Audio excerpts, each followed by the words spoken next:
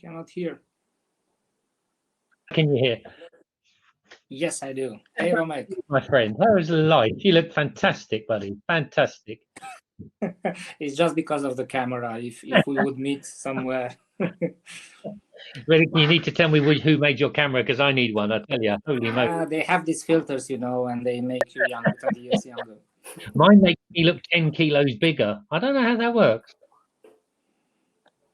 Hey there. Hey, Peter's camera makes him look 20 points, IQ points smarter.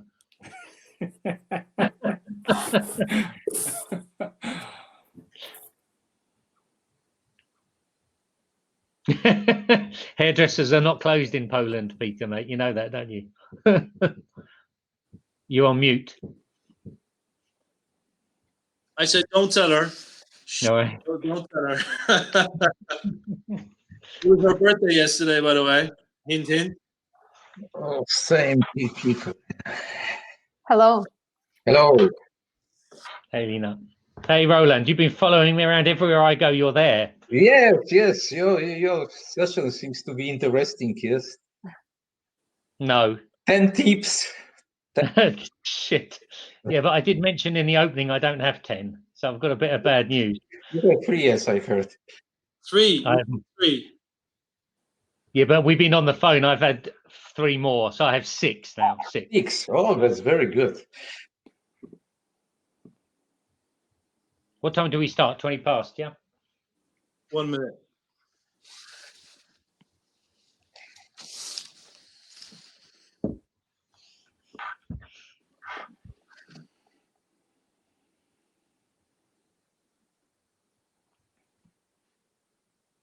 Are we going to go around and introduce ourselves, or do we just want to get in? What would you like to do?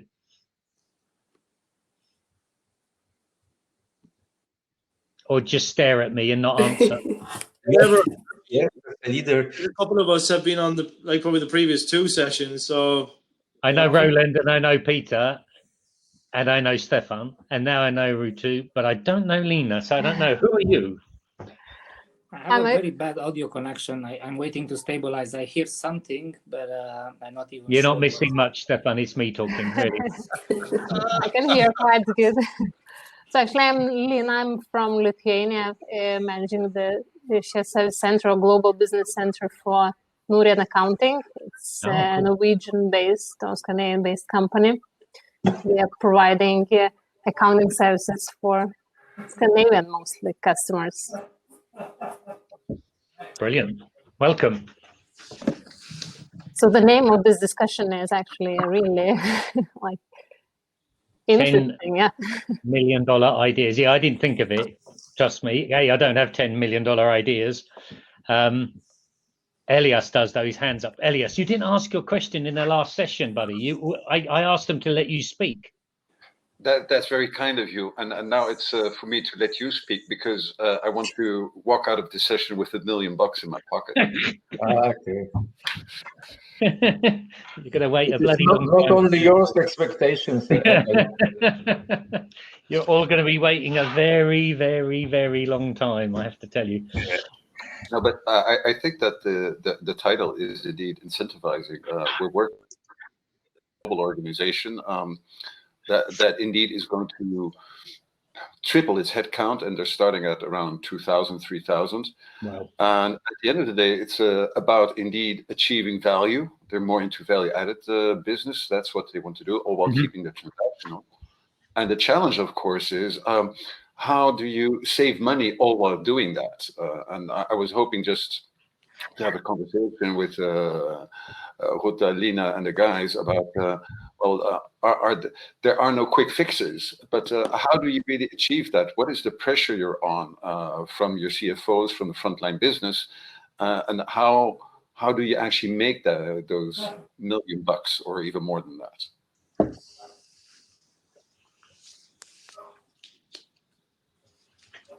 That was the question.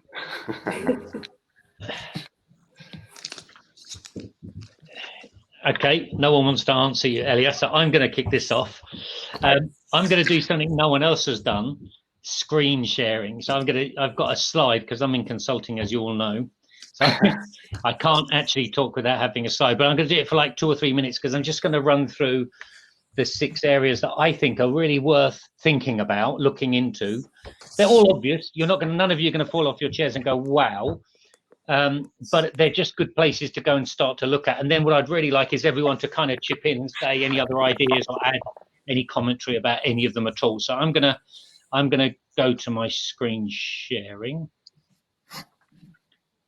Can someone shout out when you can see it? Yep. Yes. Oh. Yes. Yes? Yeah. Okay, fantastic. Then I've got actually 7. Blimey. So they're all obvious. So please, if you're waiting for something amazingly clever, you're on the wrong group. So leave now. Right, first one for me, more scope, but more of the same scope is the phrase I would use here, which is many of us have, 15 out of the 20 people originally doing the work, 7 out of 10 of the people originally doing the work, and there's still left in all the countries the 2s and 3s and 5s, and I think COVID, the ability for everyone to work remotely really must drive home the ability for us to go back to HQ and say, I'm going to go and sweep up all of those 1s and 2s that have got left behind, because there is no logic to, and I'm not going to say all of them, but a majority of them could and should be in my center. So that would be my first one that I would look into. The second one is new scope. And one of the guys from my team actually said this much better than I did. He said, we should be asking ourselves the question, or our bosses the question, why not? So not what can I move in, but why can't I move it in? Procurement, legal, secretarial services, and on and on and on and on. We should be starting with why not? Yeah, but you need to go and push this button would be my recommendation here. If you wait for this to happen, I think you could wait a long time. I would go and push the button, go and challenge your bosses to what's left out there. What could be here, or why shouldn't it be here? The next one for me is office space. I think this one's the most obvious one for all of us. It's a buyer's market, simple as that. Right now, all of us are in space where the landlord is in trouble, and therefore, my view here is if you're not talking to your landlord about renegotiation, you're crazy. You're leaving €1 million on the table. This is the time. It's simple as that. You've got to go and ask the question. Automation, push for true standardization to enable optimization. This whole thing around digital automation, standardization, get it all, digital. I tell you that I've been in RPA for nearly 5 years now. And to be frank, we hit our heads against the wall at the same time, same place every single time. It's around the fact that the processes aren't the same. The process is different, and therefore the robot can't automate it because it's not one process, it's 7 processes, and you don't need 7 robots. So I think, again, this is the time when we've got leverage. Our companies, our mother companies are looking for everywhere they can save money. Obviously, one of them is moving the work to the shared service center. That's clear. But I think there's as big a drive here is once it's in our pocket, once we've got it in our center, can we automate it better? Answer to that question is yes, but not without the standardization piece. So you've got to go and push a different button, not just send me the work, but help me standardize. And that often, I'd say 80% of standardization is not in the center. It's in the country sending the work. So back in the operating units, back in the countries. Where a little idea, wouldn't mind Elias for you to have a think and tell us what you think on this one. Is this, we've proven we can all work from home. We really have. All of the centers, most of the staff have been at home for periods of time, long periods, some of them. Question is, we're all in Kraków. Is Tarnów, Rzeszów, Lublin in Poland, and the equivalents in all these other places, Bucharest, why not Cluj, why not Timisoara, and the other places. Sorry, I don't know that many cities to be able to give examples in everywhere, but all of us are in a city where there is a cheaper, close by alternative. And I think the trick on this one is, Elias, help me later, but it's not about 1,000 people here. If I have a center with 300 people and I'm going to grow 100, why not grow 50 of them for now in a third tier? It's considerably cheaper, less aggressive with competition. I keep people longer, makes them cheaper. Next one for me is staffing. This one's a bit weird because I'm not sure I'll be able to explain my thinking here that well. Is at the moment, and I don't know if everyone has this, but most people I think have it where the staff are employed. Yeah, they're employees. Definitely in IT space, many of our guys are B2B, so they're contractors. Can we do that more? Should we do that more?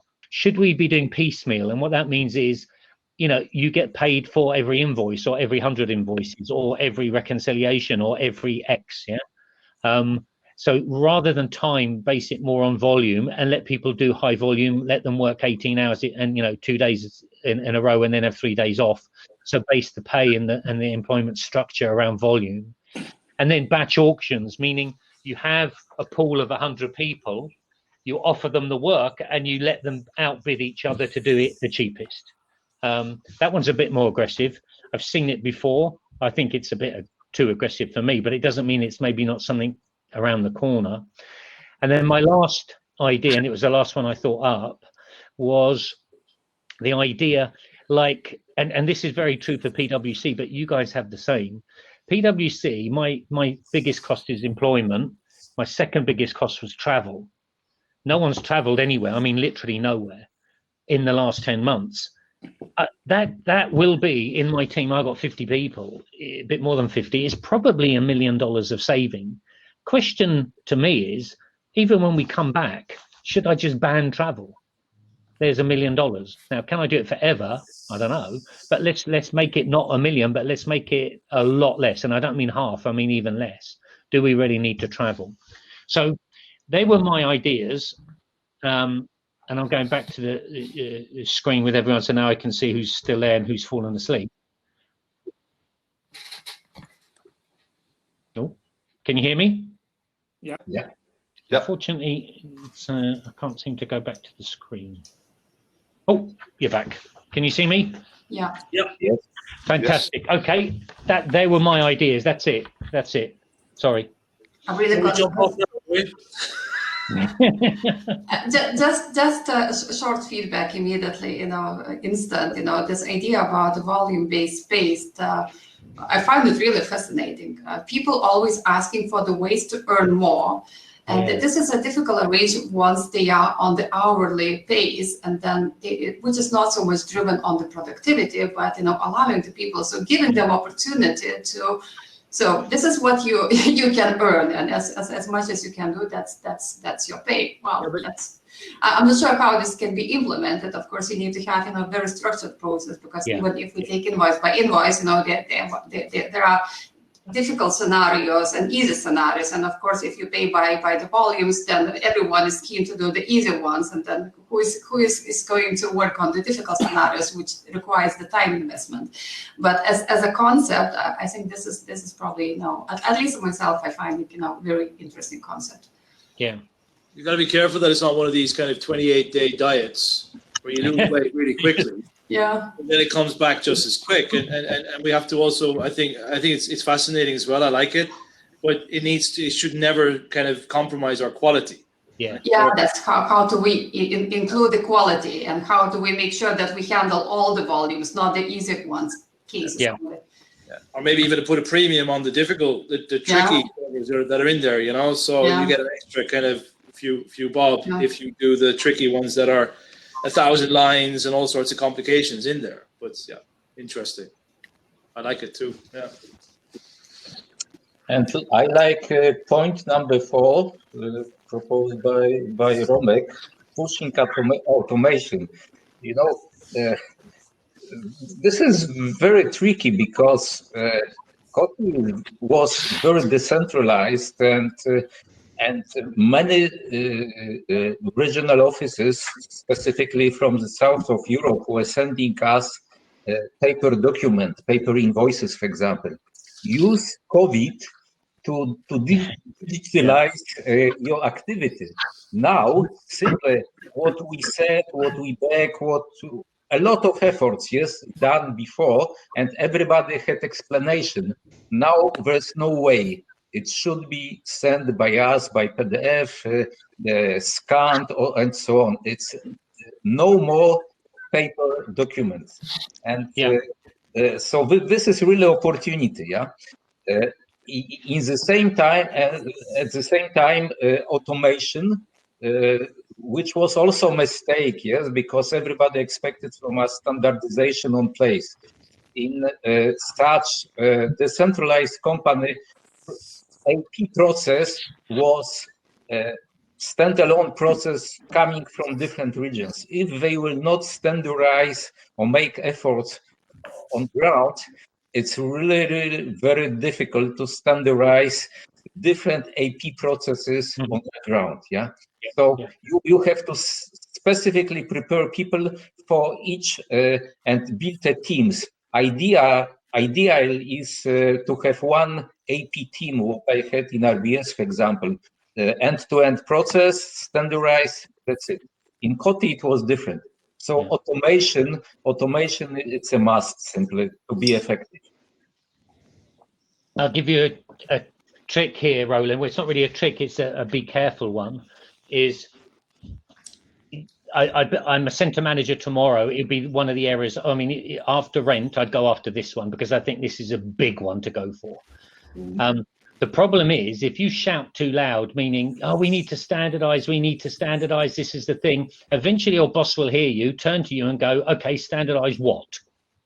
You have to be ready with 3 process areas, which if you standardize and get effective, meaning that they really are all landscape, all white paper, all scanned, all whatever that is, whatever the area is, that if they do it, and I don't think they're going to do all 27 countries, start with 2, then do 4, then you do it one by one. But if you scream this loud enough, you've got to deliver on it when your boss says, you're right, let's do it. And you have to have, 3 areas you're going to do with a plan in place. What does it really mean? And then when he says go, then you're ready to go immediately, and then you make them a success. Because then when you go to the 4th area and 5th area, people leave you alone and don't attack you. But at the beginning, they'll be trying to prove you wrong. Okay? So my trick on that one is be very careful that you don't say it, because you're right, it's the area to go for, but you've got to be ready with an example, like the one you just said. We now scan everything. So what is OCR? Yeah? Thanks. I'd also like to pitch in an idea related to the one you presented on staffing. Again, a fairly crazy one. And we are discussing it here in Cluj. I'm operating a shared service center in Cluj in Romania. And we have a small community like this one, but really small. Maybe we are 6-7 people having shared service centers, and we know each other for 10 years, and we are having regular chats and drinks together. And one day we said, okay, we have fairly different businesses, obviously, but we all happen to do accounts payable. This is, everybody does it. And what happens to us is that we have peaks. So every now and then, for example, I'm in packaging industry. So when it's tomato season in Italy, our volumes go up in the autumn and then go down. While somebody else in the city has another peak, but it's somewhere between April and May. Now, what happens now when we are having these peaks? We are stealing resources one from each other. Yeah. So I'm trying to staff my accounts payable team, and I'm taking from the others. Wow. And I spend a lot of time in recruiting them and somehow training them on my process, although it's not that different. And actually, I don't really need them that much. After my peak is going, I allow them to actually go to the next center that has a problem at that point in time. So we said, why do we do that and don't start borrowing each other consciously resources? So if I have a peak, I'm just calling my friend in Steelcase, and she's sending over 5 guys for 2 months. I'm paying their salary and maybe a premium. They get an experience of working with another company, and then they just go back. And it goes into this direction of having a pool. Ideally, we would have a pool of 1,000 AP people somewhere in the city, and they bid. And we just pull out of that pool how many we need for as long as we need. But maybe that's a bit too far. But we are really seriously discussing to be open about it and make some kind of secondments. So this discussion is always under the table. And when you hit a competitor you maybe give him a courtesy call or not, especially if it's a great talent and so on. So why don't we put it on the table and say, look, guys, let's look at the calendar. Let's see who's struggling when. Let's see what are our resources there. And they can grow because they can see different work environment and companies. Maybe they decide to stay with me if they come for a secondment and they love it, but maybe not. And it's much more efficient. And ultimately, the process is really, we complain that they are not standard and they are different. They are. But there is an 80% in them which you do the same thing one way or another. Maybe the system changes. You look at the invoice, you look at the good receipts, you match them, you put a flag, you send them for approval, you get them back. So that piece goes up and down, and we spend so much time and money in trying to do it in a silo way. This is my operation. I need my team now, and I need to be my team, and I'm hurt when somebody leaves. Why don't we just do, at least in a smaller community, and as we know and trust each other, we do a kind of a mechanism and just pool resources transparently. When you say like peaks and troughs of volumetrics, I'm guessing it's not monthly, because monthly is going to be everyone needs them. You're talking seasonal, so summer months, one industry, maybe winter months, another industry, or things like that.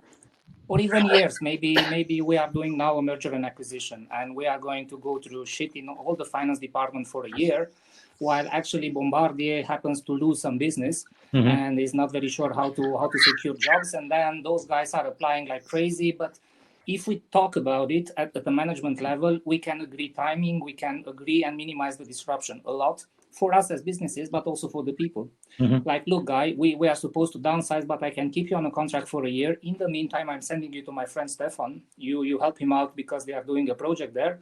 And we'll see, maybe in a year our business recovers, or maybe we close, but at least you have a perspective. Cool. Like it. Stefan, if I may just build on that, because actually in Warsaw, there was already such discussion happening earlier this year on some technology resources, right? Not on the AP, but to share some technology resources between companies to exactly implement the automation or digitalization, right? I don't know what was the end of that discussion, because actually I was not really interested at that point of time. But such discussion was already happening, and it was not related to COVID. It was basically how to get more talents, because this talent around technology is really limited, right? So how you can make the most use of them going forward. You're right. This is exactly another area that there is another separate discussion, also inclusion on that, because already you can share robots. So then the discussion is, why can't you share the teams that are implementing the robots? Another center has a center of expertise. So what they've done, they put some robots in their shared service center, and they went back to the mother company and said, hey, now we can robotize a lot of stuff which is not even transferred to the center. So we can be a kind of an expertise for you, for the business, and so on. And a lady presented that in a conference, and then I went, okay, can't you send your team over to my center? And I'm going to show you a couple of processes, and maybe, I don't know, I can share an hour, because we have low volumes. I'm only processing, 500 invoices per day. It doesn't work buying a robot. A robot works half an hour to process that. But maybe I could get theirs and their expertise and save a lot of money. And also for them, actually, they give a new experience to that team, or So you're right. The second area, it's either very low transactional kind of stuff where you only need manpower, or very high where you pay for very expensive expertise, and sometimes you're unable to completely fill the box for them. And then you could share.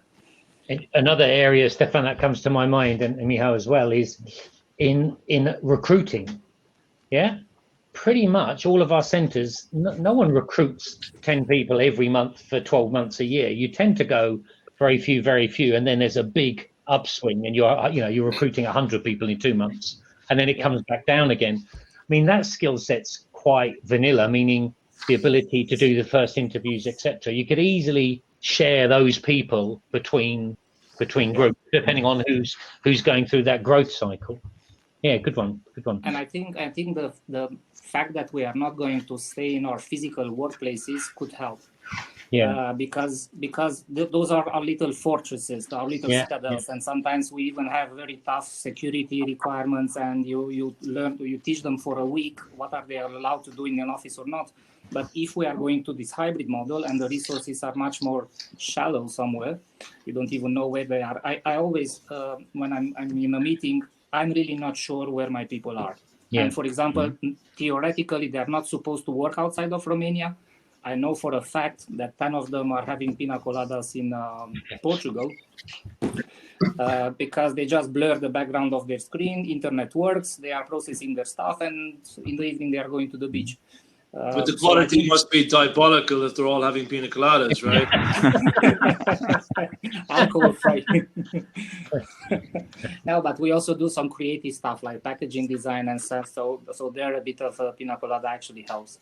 But that's about the control, you know. So we were very control freaks. These are our resources, my people, my team, my budget, my desk, my computer, my procedure. And I think COVID will also kind of drive us mentally like, okay, I need to satisfy my internal customer. They are special. They are only mine. It's my mother company that I work for. But how I'm doing it here in the back end, nobody really cares. And maybe I can find a cheaper and smarter way to do it. You know, I think it requires an incredible amount of thought process when it comes to if you want to do this kind of sharing, or you want to pool things together, or have a kind of a bunch of people that could do things across companies. I mean, you almost end up having not just a data center, but a whole kind of new entry point when it comes to user access management, when it comes to the training material, when it comes to, you know, it can be done virtually, but it requires quite some thought process because of all the confidentiality and so on and so forth, you know. So it's not an easy one. If it was that easy, we would have done it already years ago. But, you know, the crowdsourcing, everyone used to speak about it. You know, is it really the thing that's changed the world? No, it hasn't. You know, people were talking about it 7-8 years ago, but we're not really doing it. So I think we have to also be realistic on this. You know, it's everyone's kind of very protective of their own stuff. Even if it is an AP invoice, you know, it's an end-to-end process that you need to be watching out for as well. So I'm a little bit apprehensive when I hear these things. I'm not saying it's impossible. You know, I'm forever the kind of, you know, the visionary as well, way forward. But it sounds to me like an awful lot of red tape we'd have to get through first to make it fly. So who's going to put the money on the table to make that happen? That's you know, you need a couple of people to really be strongly kind of advocating that and actually help drive that disruption. Absolutely, Peter. I think it's because of the risks that are coming, right, with those solutions. It can be done, but the risk is growing, and then it's a question how much you can accept, right? It's like self-driving cars. You know, who's going to pay when, you know, where the insurance company running for the hills if someone passes away in an accident that's self-driving? It's like exactly. Exactly. And I think with COVID and working from home, we were forced to accept more risk, right? And now we are losing a little bit control, which at the end, as long as nothing is happening, that's fine, right? But then suddenly the question is if there is an accident in this Portugal, right? Or maybe they will come into the troubles of tax legislations because suddenly they will have a permanent establishment there and they will have to pay taxes. Then there will be a question, okay, so who is paying? Why my company has not informed me about the risk, right? Et cetera, et cetera. And it will be like a problem which we have not only probably in Poland with the mortgages in Swiss francs, right? Suddenly the rate went up and now everybody is looking who is guilty because people were not aware, etc. I am not understanding this. It's complicated. So why I should pay additional taxes? I don't know, in Portugal or maybe in the United States, right? And I know that there are some states in US where this permanent establishment period is very, very low, right? So that's truly valid. I was just playing in the direction of Romek. All the 7 ideas he put there, they sound simple, but they have a lot of red tape and you have to fight a lot for them. So it's just, if you go creative thinking, obviously, once you start doing it, you start realizing A, B, C, D, E, F, G, I need to compromise, put paperwork, talk to people and so on. So it's never easy. I was just going into, okay, if we were forced to get out of our comfort zone in the last year, and we have to accept it, and somehow we all accept it, this is our life is going to be less controlled and maybe in a very different environment, maybe stuff that you could even never consider might surface. Maybe not necessarily this one, maybe some others from you guys. Yeah, apart from those control topics or GDPR concerns or the safety and security concerns of being people away and the cultural aspects, so how do we create the culture in the company when we start sharing the resources between the company? For me, at least, I think it can work in some maybe small arrangements between a few companies, which, as you mentioned, we have peaks in the different seasonalities, and they can make this arrangement. The reality, I'm not sure, and I truly believe this is the same in Warsaw or any other countries, that is an increasing demand of the finance competences. So no matter what kind of arrangements you make, the people or the companies, they are still expanding, and there are still more and more AP accountants needs is coming. So no matter how much you are raising, the demand is still bigger than your peak management. So as long as we don't have this as a closed competence market, like for instance, the market is 1,000 jobs. Yeah, let's put it this way. And within this 1,000 jobs, we can share the resources, but the market is increasing. So no matter how much automate, robotize the AP and put it in SP HANA and put it in RPAs and get more experience with that through the standardization, each and every year we have additional 100 AP accountants need, and we need to insource this from somewhere else. And this is simply doesn't work, because companies would still look for their own interests. The same as we see now with the COVID vaccines, yeah? Everyone understands that it needs to be distributed equally between the different countries, but each country is looking or protecting its own interests. And that's the same for the companies and for the EP accountants, no matter what you say.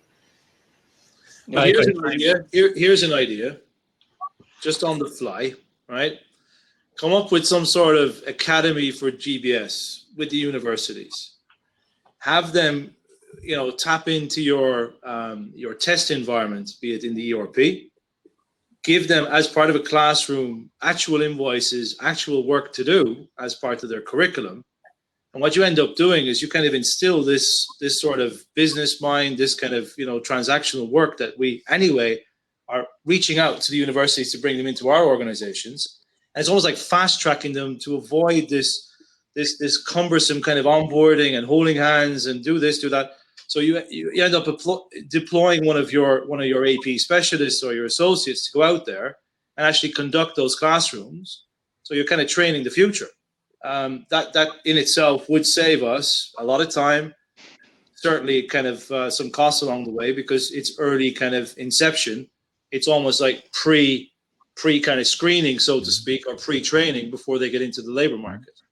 Peter, I think we can go with that even one level lower, right? A lot of people in Poland, they go to work now just after high school, and then they do their masters in parallel working, right? Or so maybe even there and look for people, right? And people speak languages as well when they are in the high school already. We can turn it into a competition, Maybe the best processor get a top job, they kind of, they end up entry would be one step higher or one step further than they normally would have if they just came in fresh off the plate. Yeah, that's what we do. Interns programs with the various universities. Also allowing people to work. Less than a full staff. So we have multiple people working. Half staff, which was like kind of unbelievable, like 2 years ago. But now we have a bunch of people who work 20 hours a week, because we are becoming more flexible, because there is a. Where are you then? Where are you? Vilnius. Right. This is really a conversation to have with kind of the Minister for Education or the universities themselves, because some are very open to it. Others, they're like, let's see, and we need 10 companies to kind of help start this up. But it is a tricky topic. But I think it's great if we could have examples of where it does work and how it's worked. Elias. Yeah, I'd like to chip in, because this whole idea about talent and education is dear to my heart. So often I had clients that said, well, we got to leave Stettin, we got to leave Wrocław or whatever, because it's not good enough anymore, because they are not getting the talent.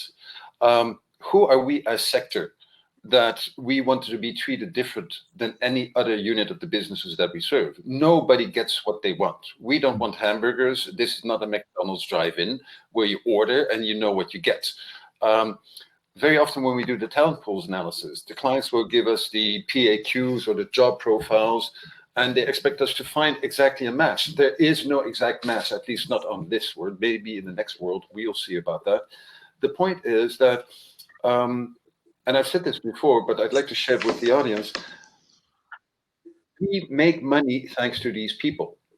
So isn't it our obligation to lift them up to the point that they will be happy, effective, cost-effective for us, to our own needs? And a conversation with the Ministry of Economy, and so definitely we should have that. And I think that it has been held in many countries in Central Europe, and there has been advancement considerably over the last 10 years. But let's not expect the educational institutions to crank out people that are really 85 or maybe more than 90% tuned to our needs. We have our own responsibilities. I've seen many companies actually reaching out to the universities. They do their classes. I met a man in Tbilisi, Georgia, just 6 weeks ago. And he has an IT firm, and he actually asks young kids, boys and girls of 14 to 16, to spend a couple of weeks in his shop, where he already has 100 full-time employees, to actually do the programming, to learn the coding. We all know what these kids will do when they graduate. They'll go straight back to the man, and they'll get their job. And I think this is one example. Accenture is doing a similar thing with the universities in Warsaw. There are many examples, but let's not walk away from the opportunity to do something ourselves, all waiting for the ministry to do something which it cannot do. It cannot favor one particular sector, no matter how important we are to it. So yeah, it's a really good point, Ellie. I get this all the time, exactly like you said, where the client's asking me, can you find me 150 SAP programmers or 30 team leads with experience of German accounting? And honestly, I think that they've got the wrong end of the wrong stick. Yeah, they're crazy. It just doesn't exist. There's a massive difference between buying and building.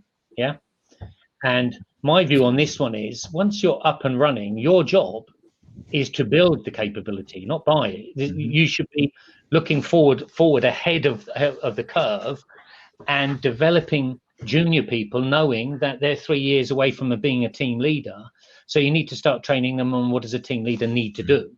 What are the skill sets of a team leader? And it's not all about process, you know that, yeah? Too much focus is it's an AP team leader or an AR team leader. It's honestly, I'd rather have a good team leader. I don't care where they came from, because they're leading a team. And so I'm a big believer in, you're going to get stronger teams. You're going to get people staying longer if that when they join, they don't have skill sets, and your job is to train them in that area and develop them through that pyramid and going up and up and up. Now, at some point in time, like all of us, you reach the ceiling. So, you know, you're about to go team leader, but there's no team leader role. And maybe then you leave and join someone else as a team leader. Completely okay. But the reality is, if you're not doing that development, they definitely will leave. Yeah.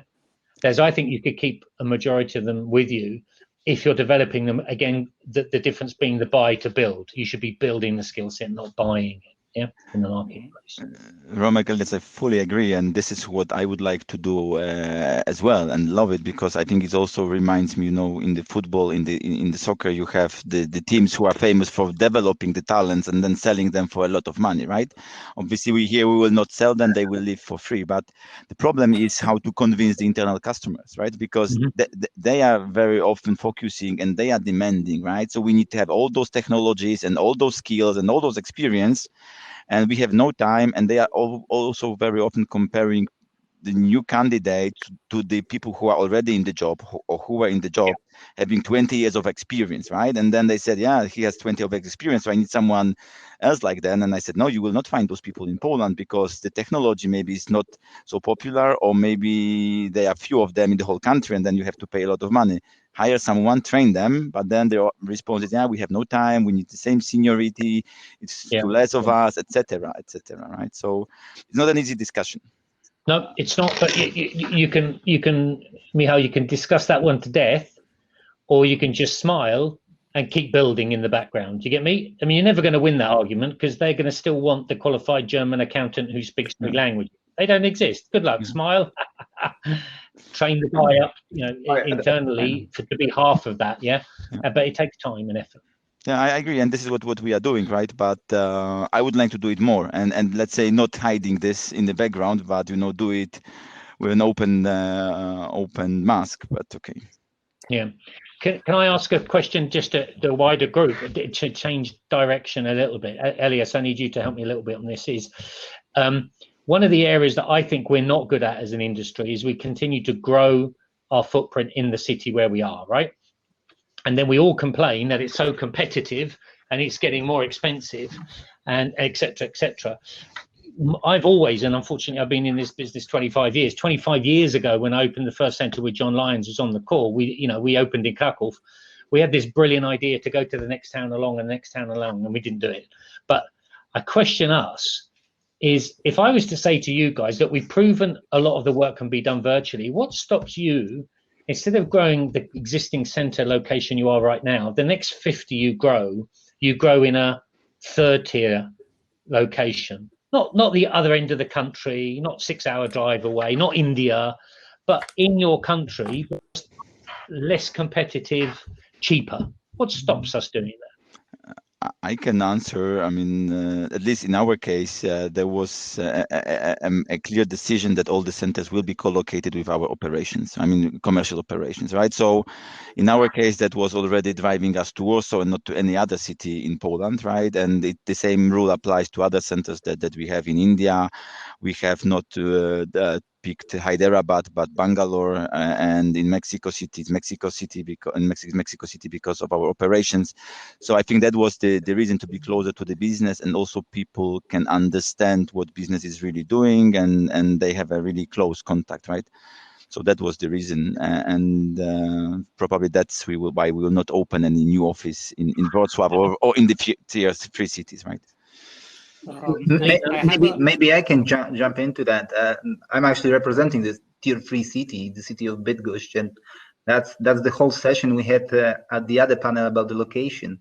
So exactly, maybe that's the time to change the company's strategies, actually to explore those new options for you. I mean, we were just giving a simple example. A city like Bydgoszcz offers you 10% savings at the beginning, just without any incentives and any other cash inflow from other programs, comparing to a Polish average in the salaries. Comparing to Warsaw is minus 30%, so it's even better. So exactly, I think that's the time to explore other alternatives that are proven, because there are companies that are operating in those cities for a number of years, and they proved the success, they proved the global operation, they move their values up the chain, not only growing in terms of the size, but they're moving more and more advanced processes towards their centers, and they're there to stay. And who will be the first to actually change that scope, that change of mind, that we have to be in that top 1 location, we have to be in Krakow, that those will be the one that will win. We are looking for the cost savings at the moment, and those are the great options to explore now. But here is the challenge I have. But because I saw this idea, obviously, I think I saw you, Romek, in a different webcast 2 or 3 months ago, pitching in this idea. And then I started thinking, and I'm thinking Romania, maybe it's different in Lithuania and Poland, but here it's Cluj, and then we have some satellites, right? Some little cities. Now, if I'm thinking of building up or hiring people from those cities, and I'm looking for a financial controller or an IT specialist, they are not there. They came to Cluj long time ago. There are no such jobs there. So what I could maybe do is allow my current guys to actually go back home for a cheaper rent, accept maybe lower wages because their infrastructure costs are smaller. And maybe as an operating model, I can go there. But I'm really not sure that I would find talent pool for a lot of the roles that we need, because simply they don't stay there. They already came to the city in the university, and they love it because it's cooler and they have bars and restaurants and shops and whatever, and simply that's why they left home. But I'm not sure if I'm finding somebody there. Maybe let's go back to what Romek said before. Maybe it's about building, not buying. Let's transfer those simple options to those locations. Let them learn. Let's develop them, and they will be the leaders. They will be the building foundation. I need university skills, so they don't have a university there. For us, it's a prerequisite for 80% of the roles I have. You need to have higher education. You require a university degree. Yeah. I think this can change also. Well, yeah, Say maybe. no, Stefan. Say no, man. Say no. I very much agree that especially this Corona time has opened those possibilities more and more to hire from other towns. And as you, Stefan, have mentioned, so many of our employees even have moved to other towns for the quarantine period for the cheap rent. So it should be actually an option, and it broadens on the. And we allow that as long as we allow them in work from home. We do not question where the home is. It happens naturally, like it or not. That's already happening. Exactly. So that's why we can somehow formalize it, but I'm not sure that we are opening the door. We are just accepting that now people just stay more home, and the home happens to be 1 hour drive away, but it doesn't mean I'm represented as a company in that city formally. But Stefan, I think that you're keeping a part of the truth of us, because there's universities in Sibiu, in IASH, and a long time people have saying IASH is the next Cluj-Napoca. Now, whether as a Romanian you will agree, it doesn't matter. But the point is, there are secondary cities that work. Look at what ISTA does. ISTA, they actually have operations in Bucharest, but they have it in 4 different locations in the Silesian Valley, and they just keep on growing like mushrooms, moving cities. Look what Coca-Cola did. They have like 850 people and growing in Sofia. And just 2 years ago, we helped them to identify the city of Varna, which indeed has a university as well. And they sent over like 100 people. It's exactly the number that Romek gave us. So if you also look at all these companies that have shared service centers in Central Europe, and I know the documentation isn't out there, but I published on that like 8 months ago, many have dual sites. So this whole thing of having an additional site is not revolutionary. It's been there all along, and it's just in the public eye. The universities are there, and if we then, I think also what Michal said, we just need to get back to our headquarters. You're not going to get what you want in a perfect state. There is no heaven in this world. And if we want to continue to drive costs and to grow talent, and you need to grow talent because the war is on for talent globally, Egypt is not going to solve your problem, then this is the longer term resilient view. And of course, some minor department director in Paris or wherever might protest, but the big guy or the big lady on top will get the big picture. It's in the interest of your business to actually foster that vision now, because it will take time for them to start accepting the fact that you are not the McDonald's. But Elias, if I just now build on that and challenge you here a little bit. So I would ask why to open even a second operations in the city. I mean, considering the discussion around office space demand, how much you will need because people will prefer to work from home going forward, etc., etc. So you can theoretically now hire people within the whole country, right? And they will sit in their home office. They will work from them. So why even to open a second office operations officially, right? You can see they have one place in the country, and then people will be working remotely, showing up from time to time in the office. Well, look, you're absolutely right. Because my delivery team sits in Warsaw. I sit wherever I sit, and it happens to be in Brussels these days. So I agree on the concept. But on the other hand, on the notion of office, the jury is out whether the office is completely gone, right? There's no evidence in the history of mankind that we change our habits, our animal habits of staying together, of wanting to be together, that we will change that in 10 months. But even if our offices are smaller, people want to go to the office, albeit 2 days. So where do we have that platform to nurture the talent, to build the capability? It's people to people. We can do much via technology, I think, Michal. But I think physical presence of the company near the talent will continue to rule the game for at least the foreseeable future. Maybe 1 year from now, I will see it completely different. But 10 months COVID is no proof of that. I agree on that. Add to it that the market responded very fast in terms of the real estate. I mean, you have number of options, so you don't have to commit for 5-10 years. No way. You just build an order office as a service, and basically you're not committed to a long-term approval for the real estate.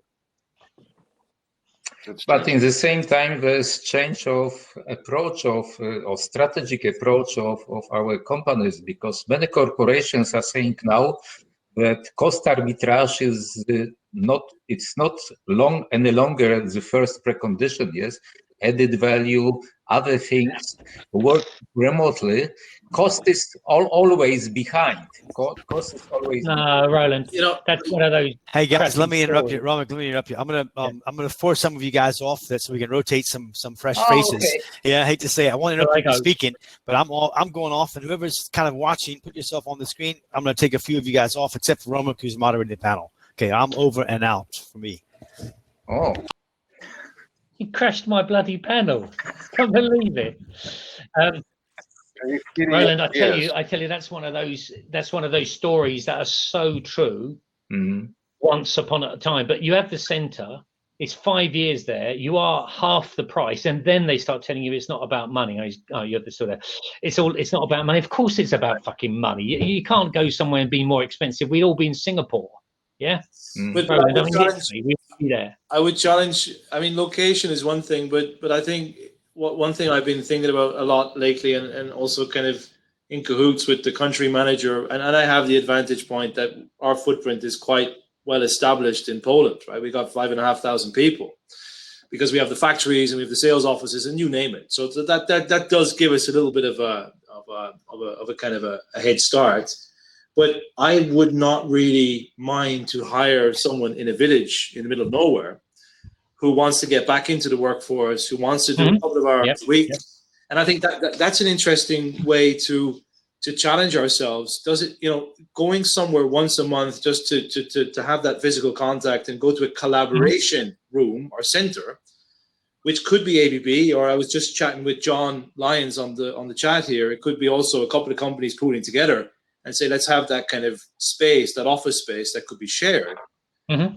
But on the other hand, it doesn't really matter, right? You could be in a village in the back beyonds of nowhere, and as long as you have skills and the competencies and the willingness to want to work for a company, I'm game. I'm fine with that.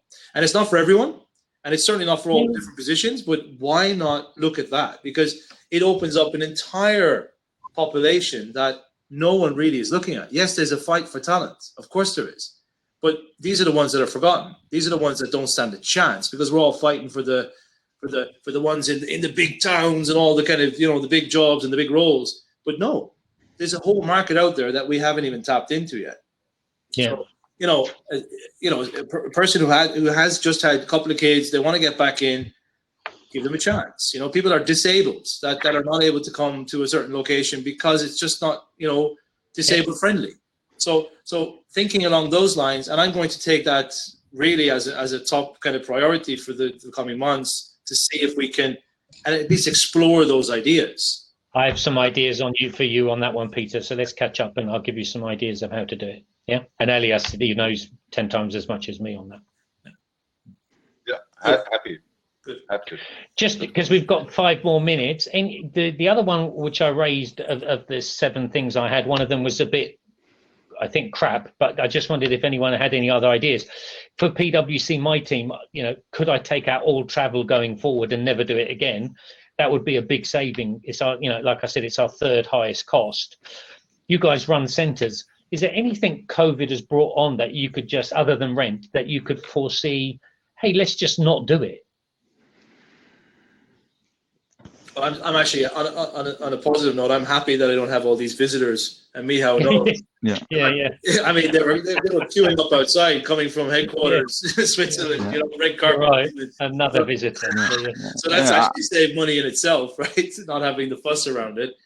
But sorry, I just wanted to add that's an interesting thing. Sometimes you're happy not to have visitors and travelers. Right. Any other areas other than travel?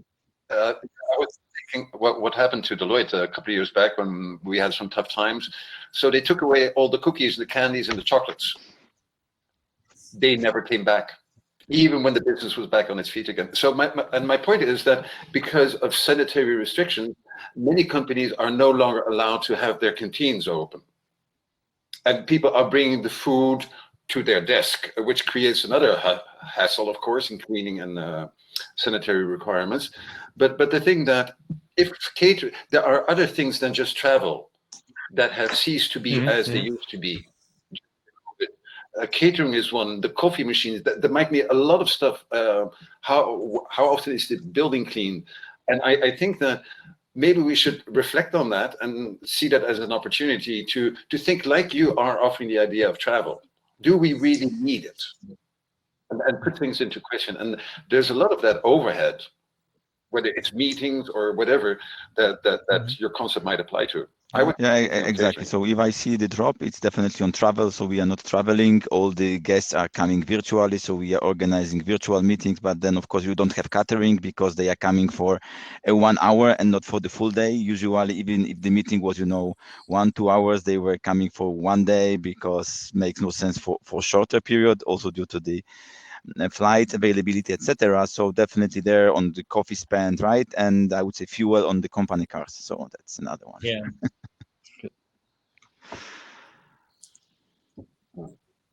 Hey, I'm gonna hop out because I need to. Guys, anyway. Tom, are you joining us to tell us to close down? Not quite yet, but it's a subtle beginning to begin the process of winding down. Some $1 million ideas out of this session. Tom, I have to say, you came on and 5 people left. I'm a bit worried now. You come on again and the screen's going to go bloody blank. Well, I'm going to get in trouble for knocking other guys out of the screen, right? Closing session. They're all pissed off at me taking them off the screen. Yeah. So Michal got himself back on. Good. Thank you very much. Yeah, thank you, Michal. Well done, Michal. Good plan. But there are 28 more people still on the other, still watching in. So we'd love to have you join the last 3 or 4 or 5 minutes. See what they have to say. I think if you asked me to summarize what was I think for me the most interesting, a lot of the points raised were about people and where to get them. That seemed to be the common thing we came back to. Not just physical location, but sharing resources. Yeah, Elias, that was.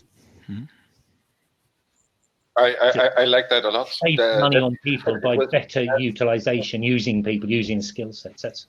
And it was about building, not buying. Yeah, building skills, not buying. Yeah. Build your own people. Don't go out and market and buy them. So a lot about people. Interesting. Yeah. So guys, let's wrap it up a little bit, Romek. And we're supposed to start at 16:20, so 5 minutes from now on the main stage, and it'll take a couple minutes to transition over. And again, like usual, those of you who might want to pop into the one-on-one video meetings for a few minutes, or the random networking for 3 minutes, as you like. But let's wrap up here, and we'll see you back on the main stage in 4 or 5 minutes. Cool. Yes. Yeah, just a question, Tom. Main stage, does that go via the other platform? Yes. Okay, I'll rig that up. Rig it up. Okay. Catch you later. Thank you, guys. Thanks, guys. Really Romek, thanks. Really exciting so much. Really super. Even you, Peter, were good. Cheers. Thanks a lot. Really. Be good. If you can't get good, be good at Get Peter.